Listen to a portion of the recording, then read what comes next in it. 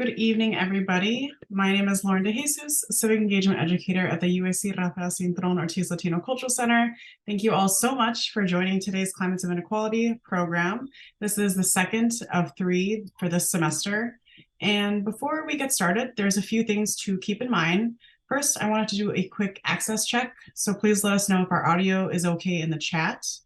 But also let us know if you are able to access the live caption option by clicking more and show subtitle at the bottom of your Zoom screen. If you have any questions about accessibility during the program, please message one of us and we will guide you through that process. With that, as always, please be mindful of the virtual space, use the chat for comments or questions, and we will do our best to get to them towards the end of the program. And one thing I would like to do also is to share my screen. Should be able to see a purple background with text, with black text with a short land acknowledgement.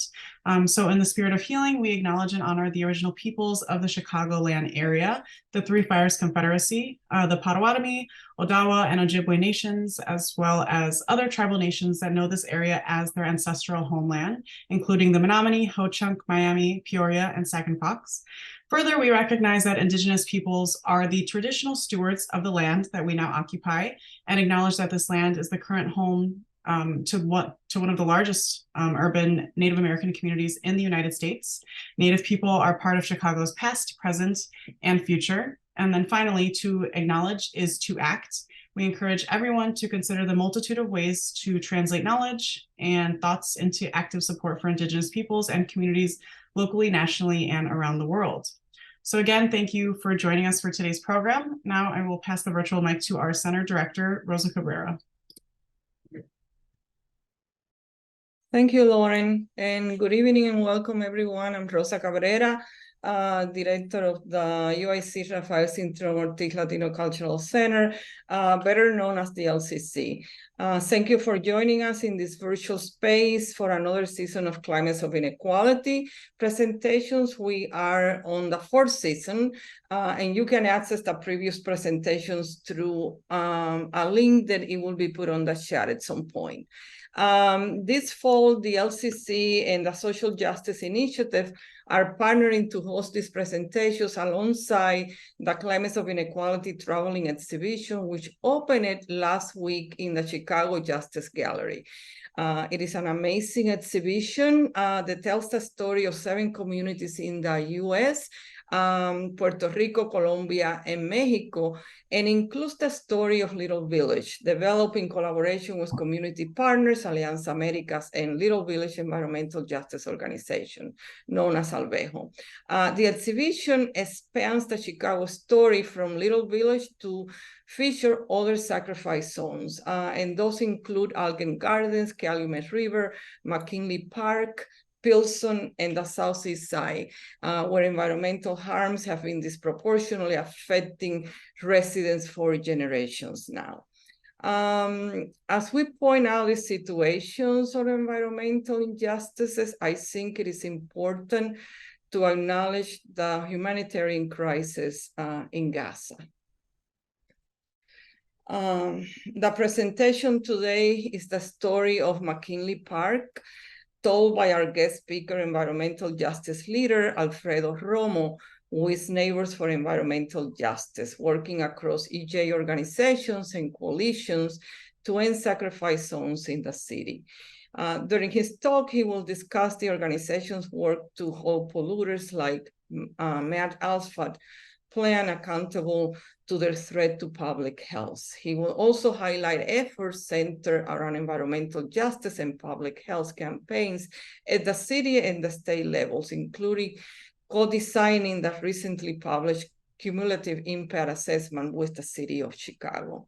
And this is just a brand new report that came out. Before I introduce our guest speaker, a few shout-outs of appreciation are in order to our partners, Social Justice Initiative, and organizations Alianza Americas and Alvejo for their continuous collaboration over the past 5 years, and to the Humanities Action Lab, where the Climates of Inequality project resides, for helping us sustain this program for 5 years now. To our co-sponsors, the UIC Sustainability Fee, Latin American and Latino Studies, Department of Anthropology, Freshwater Lab, Great Cities Institute, Las Ganas Project, and Museums and Exhibition Studies. Also to the student panelists in my environmental and climate justice class, who will facilitate a short conversation with our guest speaker after the presentation. They are Ellie Thompson, Karina Negrete, and Lina Reynoso. So we're very excited to have with us today Alfredo Romo as our guest speaker, who is the founding member and current executive director of Neighbors for Environmental Justice. Alfredo is a cancer survivor, community organizer, and environmental justice advocate, and longtime resident of the southwest side of Chicago, fighting for the right to healthy air, clean water, and an environment free of pollution for frontline communities. So please now join me in welcoming Alfredo. It's all yours, Alfredo. Thank you so much for this introduction. Good evening, everyone. My name is Alfredo Romo. I am the Executive Director of Neighbors for Environmental Justice.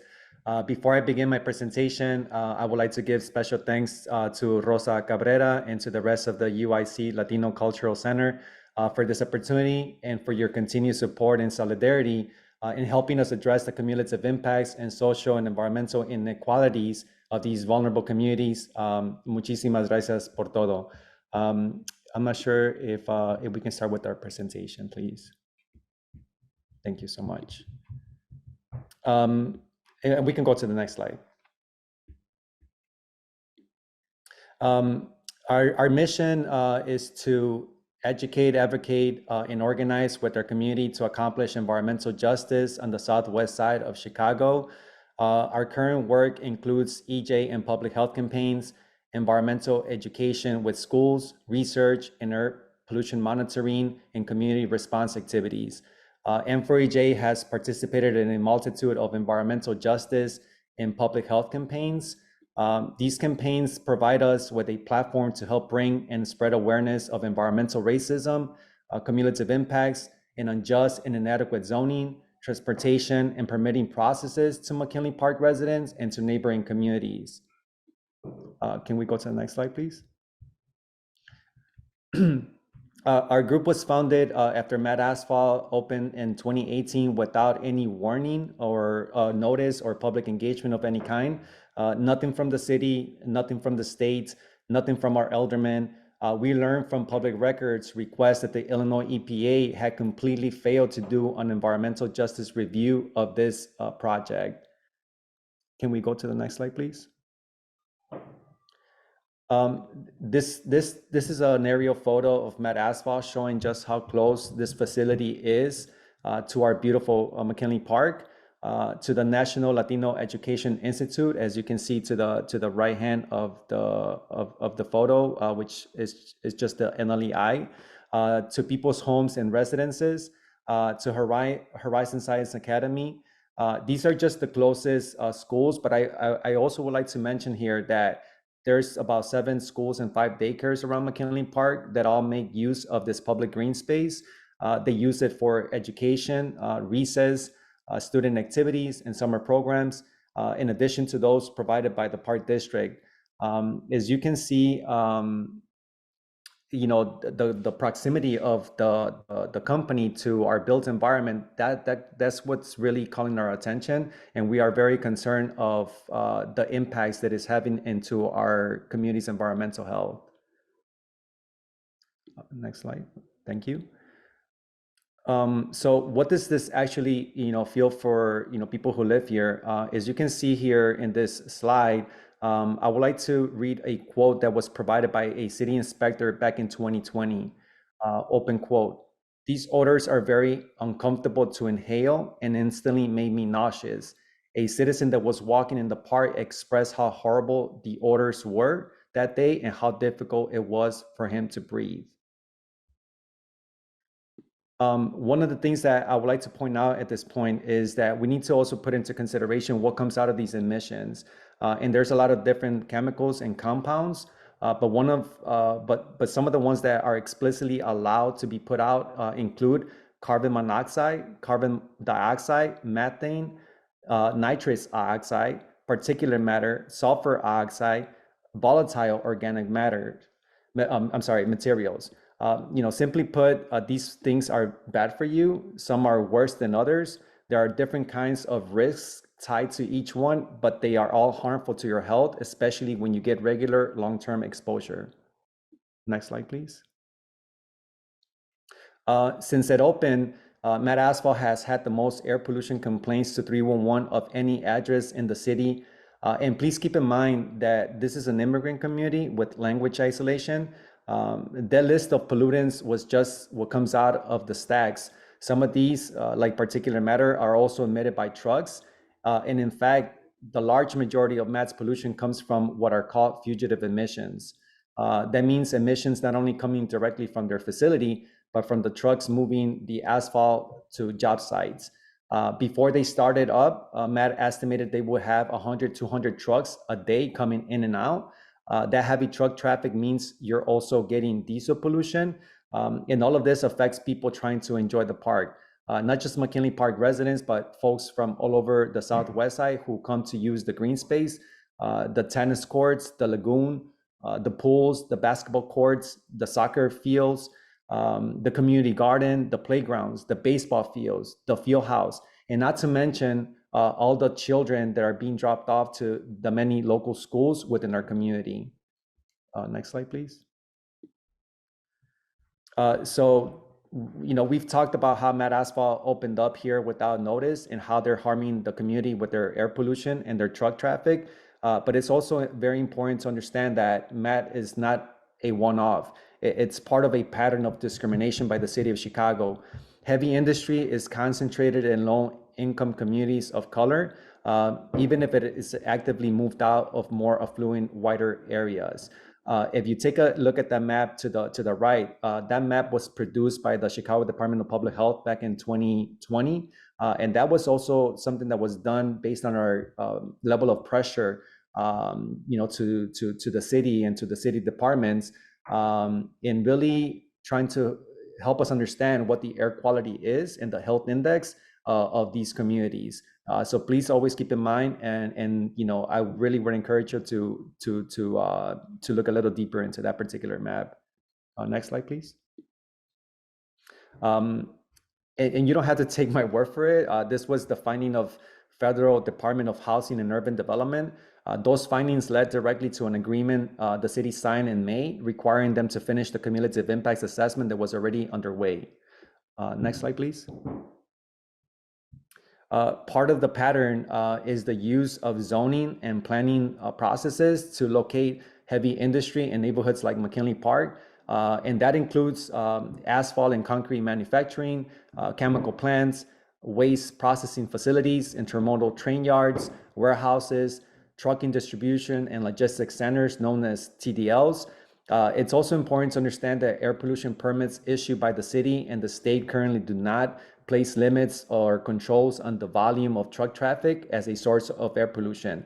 One example here is the MAT Asphalt facility. Their air permit does not really put into account the trucking activity that comes in with their overall operations. Next slide, please.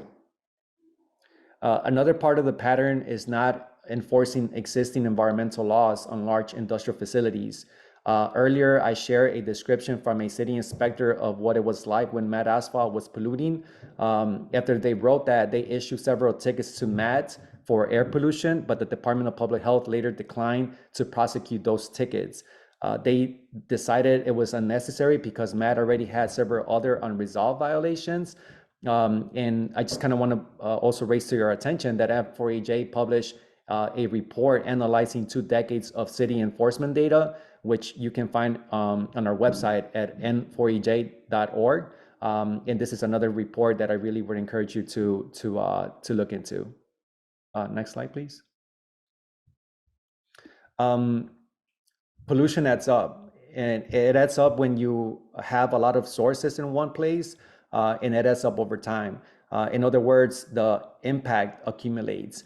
That's why these harms are called cumulative impacts. This map here shows the industrial corridors of the southwest side and the concentration of industry within these communities. You can see it that it includes the kinds of things we just mentioned above. Once again, asphalt, concrete, warehouses, train yards, as well as the I-55 expressway, plus many arterial roads with heavy truck traffic encapsulating our neighborhoods with diesel pollution. Next slide, please. And that's why we are here today, to change the pattern.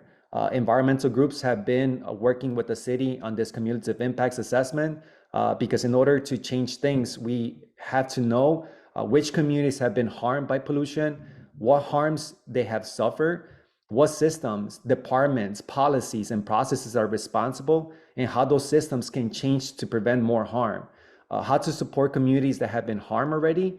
And this is why we are here doing this work today. Next slide, please. So what's next? The cumulative impacts assessment, which is about understanding who has been harmed, where, and how, is almost done. The report of the assessment's findings was done last month, September 1st. And that's also when we got to see the city's environmental justice action plan. That's a plan of how each department can change to support environmental justice and address the harm that has already been done. Also, early this month, there was a joint city council committee hearing with the Committee on Health and Human Relations and the Committee on Environmental Protection and Energy. The goal of those hearings was to have a public conversation with city departments to document how does their plan address the findings of the cumulative impacts assessment, how does their plan include the input of the communities that were gathered through multiple sessions. How will they make sure that new rules are enforced and new processes are followed? After that, the cumulative impacts ordinance will be introduced with the goal of changing these harmful patterns permanently. I think we can stay here for a second. I think at this point, I would like to uplift and give much gratitude to everyone whose hard work made this assessment a success. It took a lot of work, a lot of research, a lot of outreach, and more meetings that I can count. Thanks to that work, we have the city's first cumulative impacts assessment. This report gives us a clear and detailed picture of environmental harm in Chicago. Once again, where it happens, who it hurts, and what the city is doing or not doing that has to change if we are going to end sacrifice zones. Now comes the hard part, but we must act. We must pass a law so that no part of Chicago is automatically approved for pollution, a cumulative impact ordinance that will require the city to always consider what is already there before approving anything new. We must hold city departments accountable for the promises that they made in their environmental justice action plans, promises made not just to the federal government, but most importantly to the people of Chicago. We must go beyond those plans and bring environmental justice into the day-to-day operations of city departments. These things are hard to do, and we know that, but that's what it will take to end sacrifice zones. And that's why we continue to do this work. The city of Chicago has sacrifice zones. So for decades, it has been city policy that pollution belongs in certain neighborhoods on the west side, on the south side, on the southwest and southeast, where more Black and brown people live and some don't speak English. City policy puts pollution in neighborhoods like Austin and Elgill and Little Village. These vibrant communities is where we live and work and play and go to school, are where the city puts warehouses, metal shredders, and factories, and extremely high levels of diesel pollution. And it goes beyond location, to be honest. To take one example, once again, city zoning let MAT Asphalt build in McKinley Park without a single public meeting, but the Department of Public Health gave them an air pollution permit.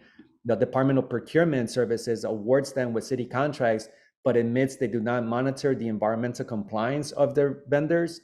And the Department of Transportation uses the asphalt for truck routes instead of bike lanes, because in environmental justice communities in Chicago's sacrifice zones, what matters is material moving fast, not people moving slow.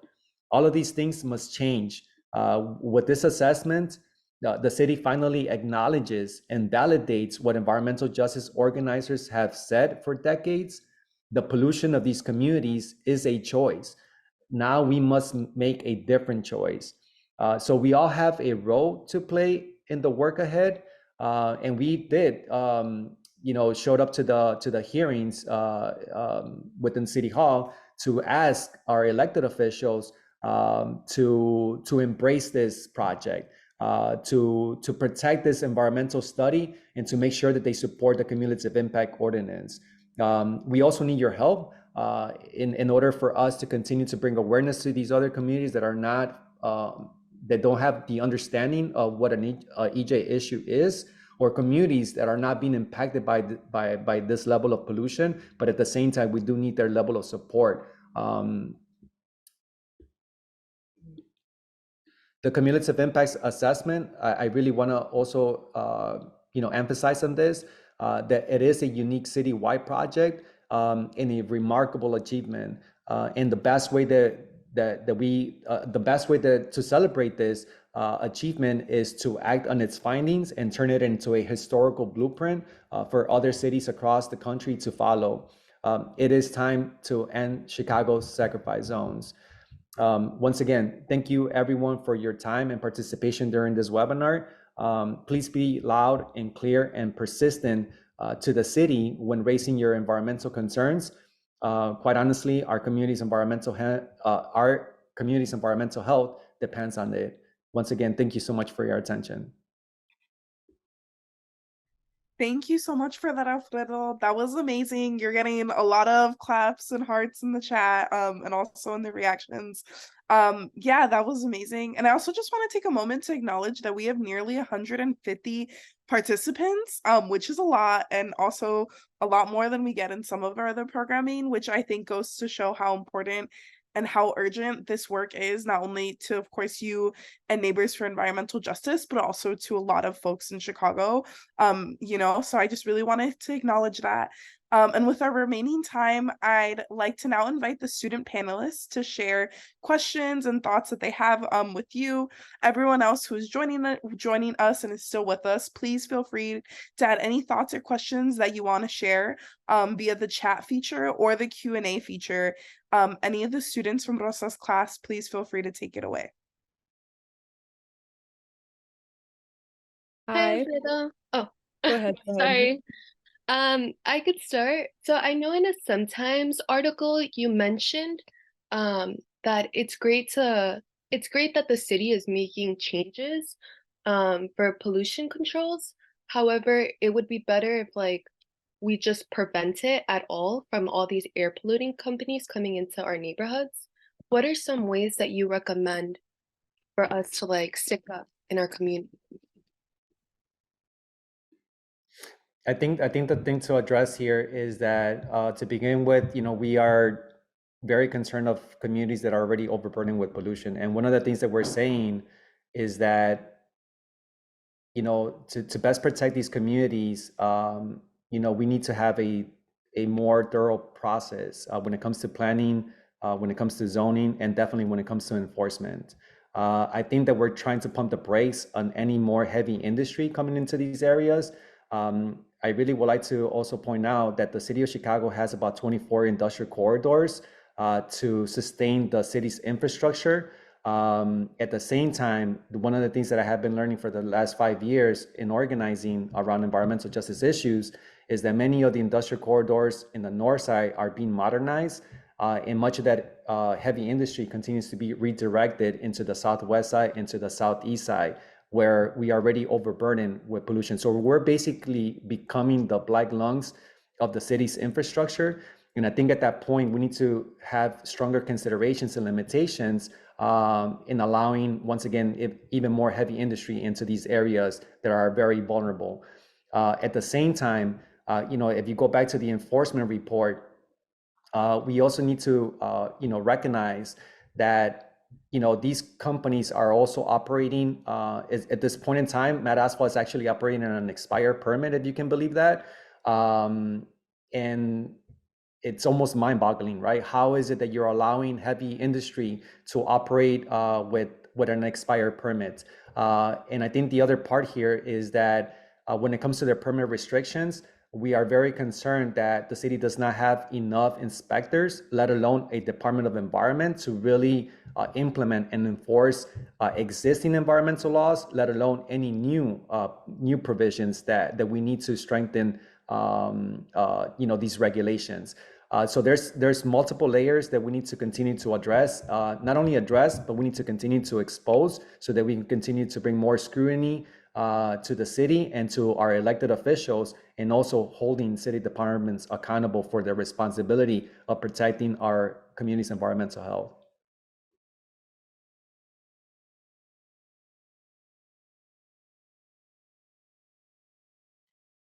Hi, my name is Ellie. As Dr. Cabrera mentioned, all of us are from the Environmental and Climate Justice class. And as a class, we just listened to a podcast interview with Miriam Kaba, who is a well-known abolitionist, that discusses the concept and value of actively choosing to have hope while doing social justice work.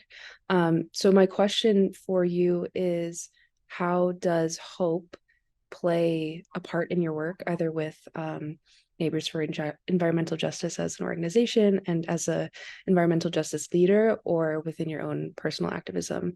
And as a follow-up to that, what would you say to people around you or fellow environmental justice advocates who find themselves beginning to lose hope in the face of so many historic and systemic adversaries? Wow, that's a tough one to really respond to. But I think hope. I'm going to provide a little bit of a personal touch to my response here. As Dr. Cabrera just mentioned earlier, right, that I am a cancer survivor, and I remember when I was diagnosed with cancer. To begin with, at a very young age, I started working for manufacturing, warehousing, and chemical companies. And this is where I got to experience the labor exploitation of these corporations. And also the fact that, they're always working under short-term, in favor of their short-term gains. And they're always cutting corners, right? And at the same time, they also have a very hard time containing their pollution within their premises. So when MAT Asphalt came into my community without notification, I remember going back to 2018, this is when the company was constructed. I would take walks to the park, because I was on a remission process. I was given 6 months to live. This is my 15-year remission. It has been super hard. I still deal with a lot of, ailments or, secondary, symptoms. At the same time, this park, it was a way for me to connect to nature. It was a way for me to, go get some clean air, to stay, to survive, right, what I was enduring.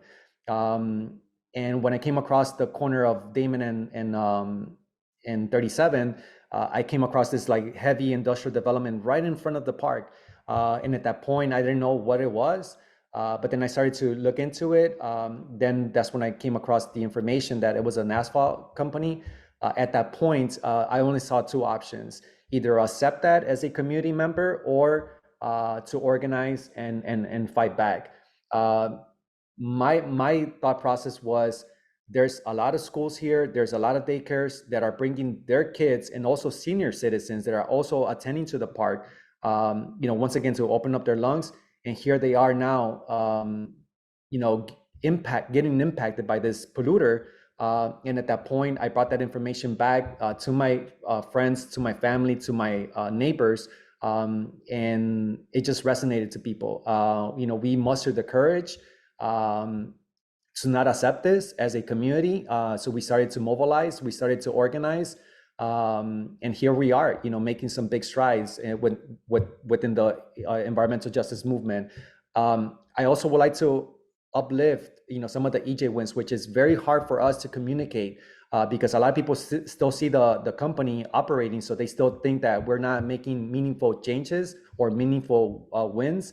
Once again, our work as I stated earlier in the slideshow, this company has obtained the most 311 air pollution complaints in the entire address of any address across the city of Chicago, and that speaks volumes to the campaign. We have also applied so much pressure to the IEPA, where the IEPA rejected their operating permit, which once again, they're still operating on their expired permit. That's another EJ win. We also got involved 2 years ago in the procurement process. This is something that not many EJ organizations are willing to do, because at this point you're going for their money. The company was actually going for $500 million city contracts.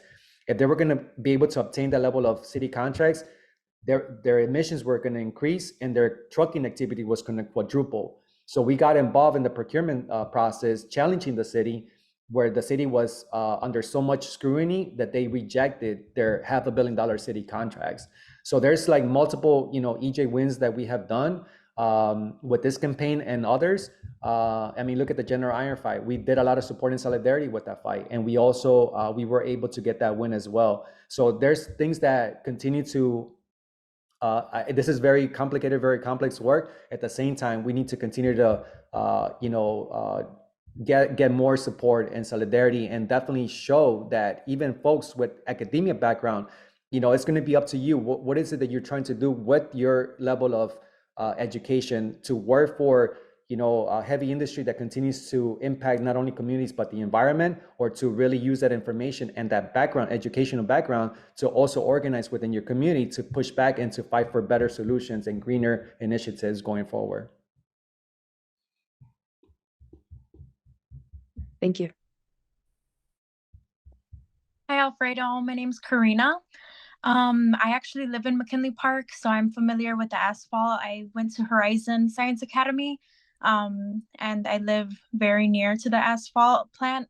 I guess my question is, where do we stand with the Damon silos right there by the I-55, and how can we, as residents, get involved with fighting for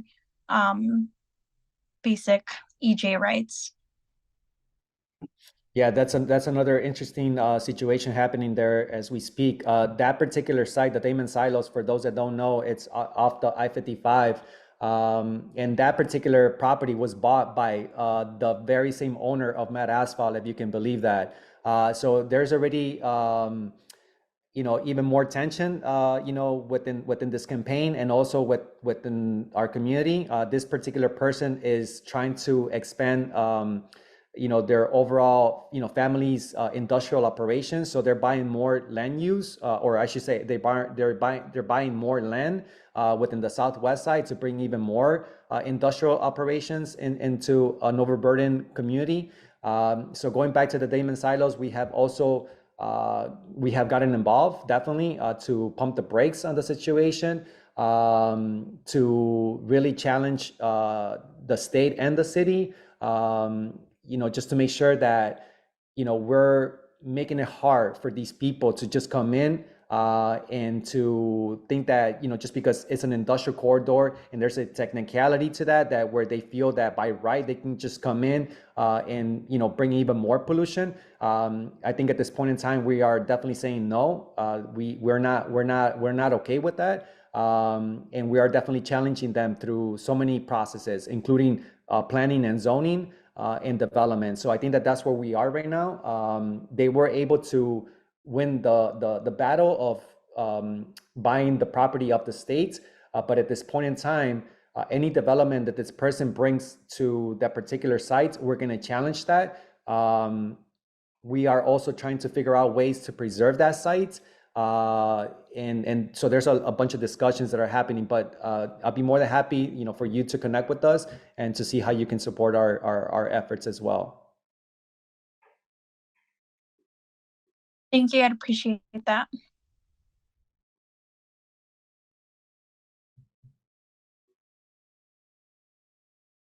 Thank you. Is that all of Rosa's students? Just to make sure. Yeah. Thank you for that. We do have some time for a few more questions, and we actually have quite a few, so I don't know if we're going to be able to get to all of them. We have quite a few in the Q&A, and we also have a few raised hands. We have had a few raised hands for a while now, so I'm gonna just check in to give an opportunity to see. Okay, so now we have two. Marcela, are you still here to ask a question? Yeah, hi, can you hear me? Yes, we can.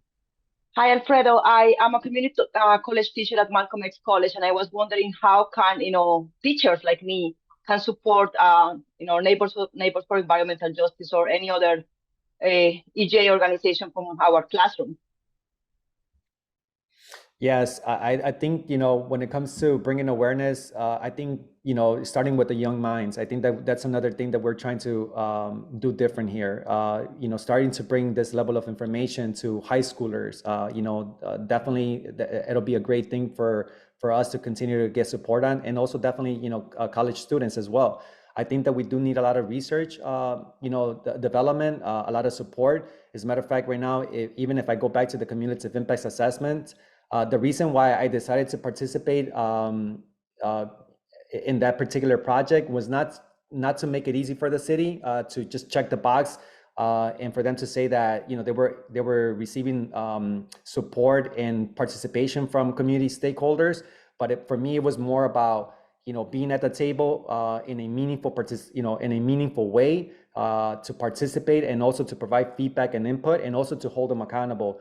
But one of the things that I was also very overwhelmed with was that there was a lot of materials that were part of those discussions that I really put my team and my organization under a lot of duress. We do need a lot more support with research, and also putting together workshops, putting together presentations, just so that we can continue to with the level of research, just so that we can have meaningful. What am I trying to say here? For us to review those materials so that we can actually formulate, input and feedback, and also holding them accountable to those processes. In addition to that, I think that now that we have, that we continue to do all this work, I'm having also a very challenging times where we are doing a lot of great environmental work, and that work continues to stay at the table. So we need assistance in content creation, putting together social kits so that we can continue to bring this information back to the community and to continue to bring more awareness with the efforts of educating people on environmental justice and environmental health. Oh, fantastic. Thank you. I will reach out. Thank you.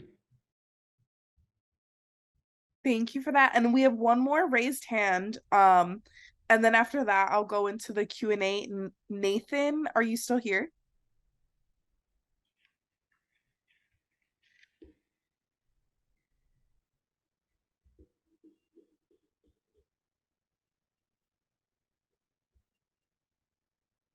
I'll give them a second, and then when they come back, we do have quite a few questions in the Q&A.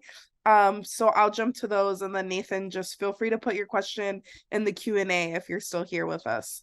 And so one of the first questions we have from the Q&A comes from a graduate student, Ima. They ask, what are some of the actions that we can take to address / democratize access to information for people affected by the language barrier? Particularly for folks who do not speak English? I think that's a huge one right there, and I think that's one of the main reasons as to why we continue to get targeted by heavy industry, and also the fact that these elected officials are kind of like speaking from both sides of the mouth, quite honestly. If you really look at the variables and factors as to why we are vulnerable, the level of disinvestment in some of these areas is just ridiculous, quite honestly. There's also less education. There's also a lot of our community members have immigrant status. In other words, a lot of these folks are also within the shadows of our system, and you best believe that they just would not dare, right, to get involved in any of these processes, just because they don't want to ruffle feathers, with the system itself. I think the language isolation continues to be very challenging for us. I mean, even us as an organization, we have a hard time to put together materials, let alone translating them. So I think that we do need support as a grassroots organization to be able to translate into Spanish.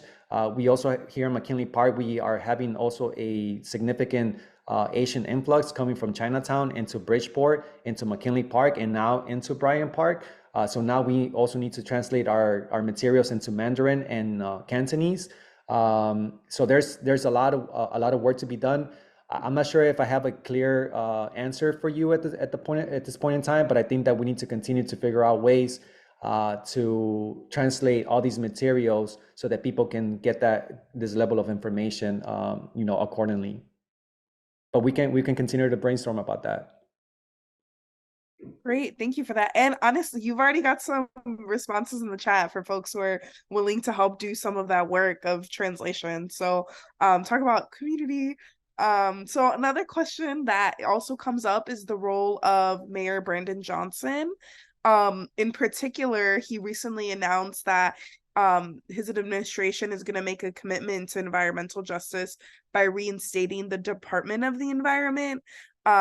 We wanted to ask if you had any thoughts on that, especially another question was also asked related to that, was that Mayor Brandon Johnson also plans to build a refugee camp in one of the industrial corridors.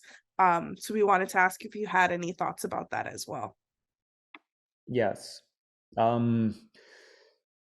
Yes, this is both of these items are also very tough to handle. I think with the Department of Environment, of course, we do need that Department of Environment, back. But I'm also asking for a forensic analysis of the Department of Environment when it was when it was still operating back 20 years ago.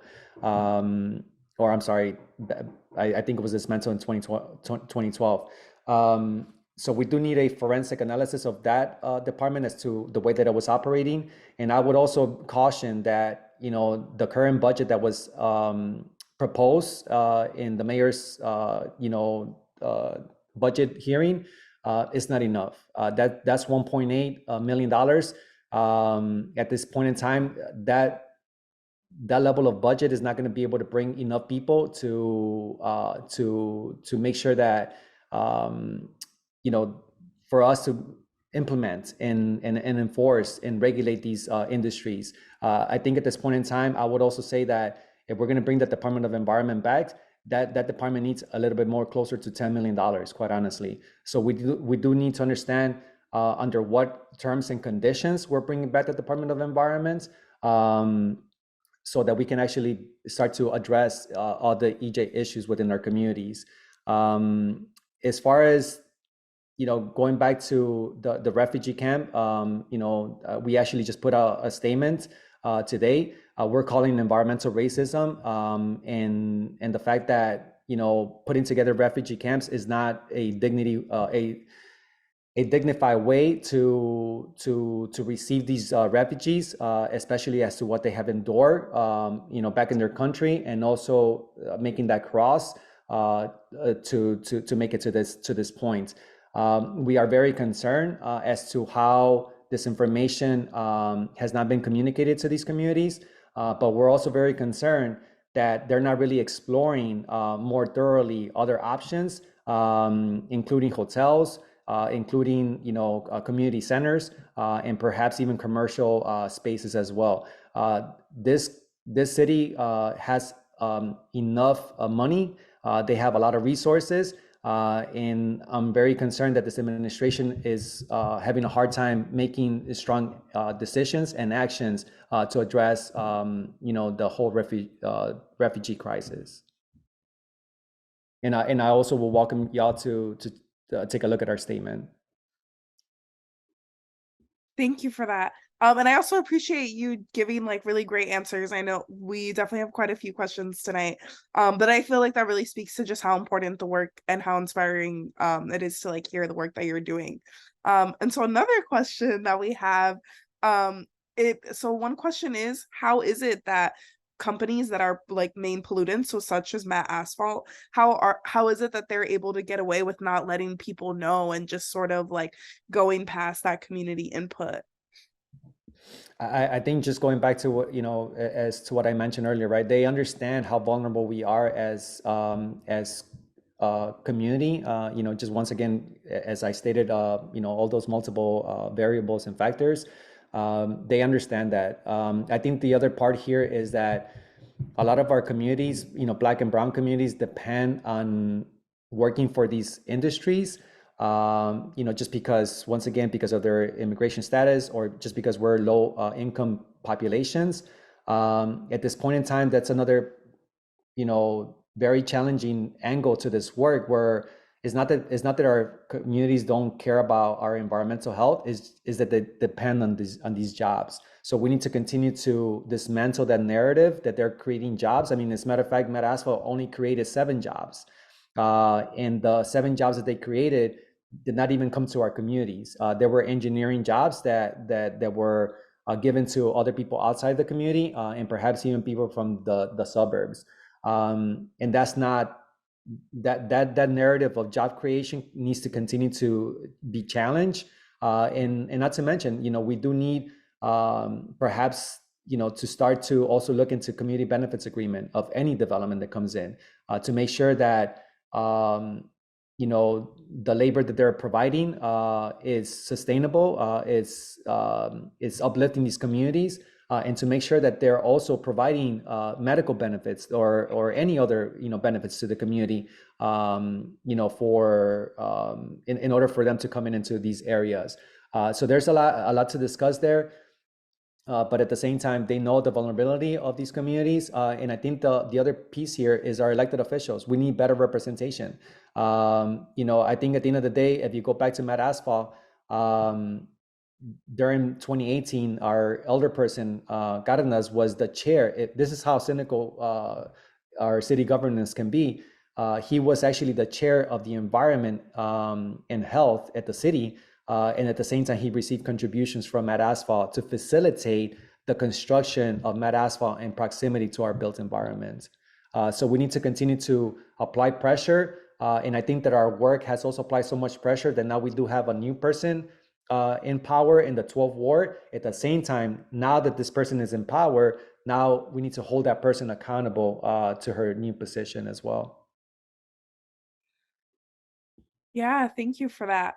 And another question that we have actually comes from Rosa. And she asks, can you share some learnings from working across neighborhoods and coalitions through environmental justice? Yes, I think, just going back to the pandemic, our first 2 years of organizing from 2018 to 2020, we were very NIMBY in a sense. We were a very young organization. And for those that don't know what NIMBY stands for, is kind of like an organization that addresses things within their backyard. So it's not in my backyard type of organization. And I think indirectly we were very NIMBY, because we were trying to learn the permitting processes of the state level, and also the zoning and planning processes, zoning and land use processes at the local level. So we were very, focused within ourselves in just like this particular campaign. But within that second year, I started to connect the dots. I was a person that I had no clue of what EJ platform was all about. Even though I used to work for these industries, and even though I was impacted by these industries, and even though I was already living within these overburdened communities, I had no clue what environmental justice work was all about. I came into this work in a very organic manner, but at the same time, I started to connect the dots. And for me, as a very young leader within the organization, it was important not just to address MAT Asphalt, because it was happening in our backyard, but to understand why these other communities were also dealing with similar situations. Like Little Village, they were dealing with a Hilco situation.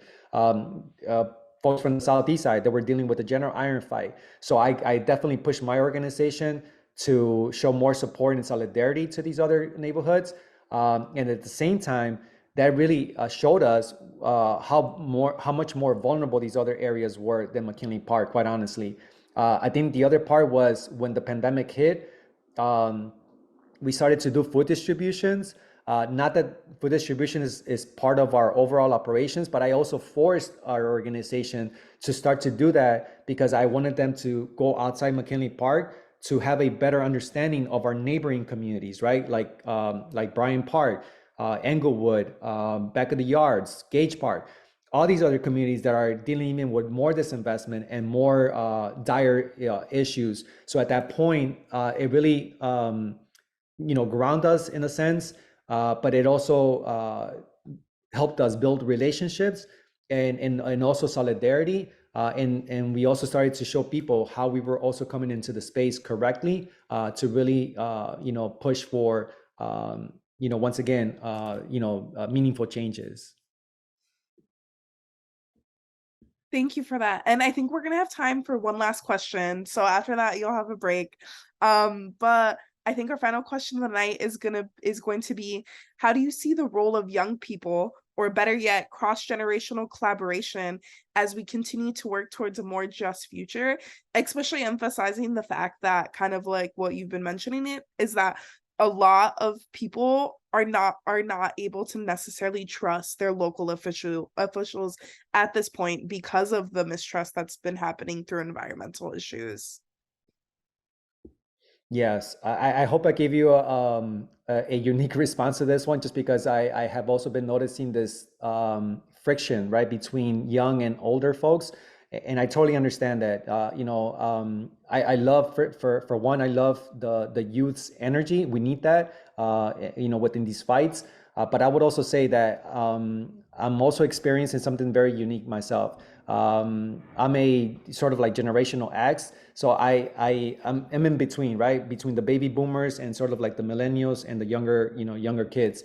But I do think that these fights do need intergenerational, quite honestly. I think the wealth of knowledge needs to be respected, it needs to be acknowledged, it needs to be recognized. At the same time, the younger generation, those are the ones that are going to be paying the environmental consequences of what has been part of this extractive economy. So we also need to understand that those are the ones who are going to be getting impacted the most. And we need to uplift their voices. We need to, bring them into the fold. We need to guide them, and we need to also make sure that, we are empowering them to be part of these processes. So, yes, I think that more conversations need to happen here, but in a way that that can resonate to them, but also for them to be more directly involved in this level of work as well in a meaningful way. Great. Thank you so much for that. That was a great presentation. You're getting so many hearts and clap reacts in the reactions.